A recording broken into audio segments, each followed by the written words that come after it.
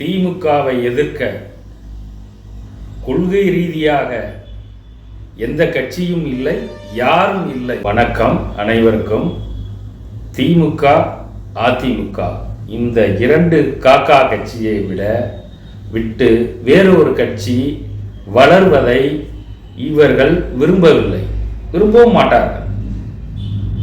அதேபோல் அதிகாரிகளும் இவர்களுக்கு ஜால்ரா போட்டுக்கொண்டு இந்த ரெண்டு கட்சியும் தங்கள் கட்டுப்பாட்டில் வைத்துள்ளார்கள் அதிகாரிகள்.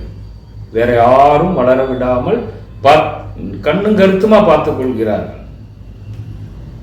ஒருத்தர் வளர்றாருன்னா அதை எப்படி ஆஃப் பண்றது, எப்படி காலி பண்றது அப்படிங்கிறத விஞ்ஞான ரீதியாக கண்டுபிடிச்சி வச்சிருக்காங்க. அப்படிதான் விஜயகாந்தை காலி பண்ணாங்க.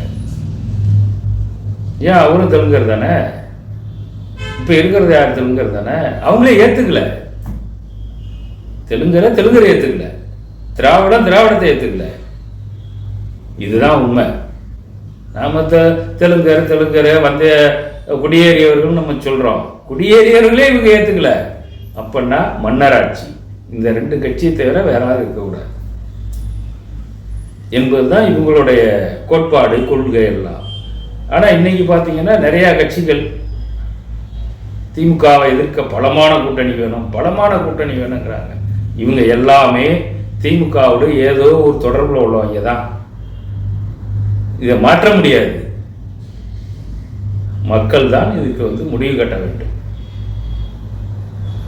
இப்போ நாங்கள் எங்கள் கட்சி ஆரம்பிச்சிருக்கோம், போகிறோம், கொஞ்சம் மக்கள்கிட்ட போகிறோம். உடனே எல்லாம் வளர முடியாது. அதுக்கான கட்டமைப்புகளை உருவாக்கணும், கொள்கைகளை உருவாக்கணும். அந்த கொள்கையில் மக்கள்கிட்ட கொண்டு போகணும். சும்மா அதிமுக எதிர்த்தா கட்சி வளராது. ஆர்ப்பாட்டம் பண்ணாலும் கட்சி வளராது. நம்ம என்ன செய்ய போறோம், என்ன மறுமலர்ச்சி செய்ய போறோம், என்ன கொண்டுட்டு வர போறோம், இதனால மக்களுக்கு என்ன நன்மை, இவங்க விட்டது என்ன அப்படிங்கிறத எடுத்து மக்கள்கிட்ட சொல்லணும். மக்கள் மனம் மாறினால் மட்டுமே வீழ்த்த முடியும், இல்லைன்னா வீழ்த்த முடியாது. நன்றி, வணக்கம்.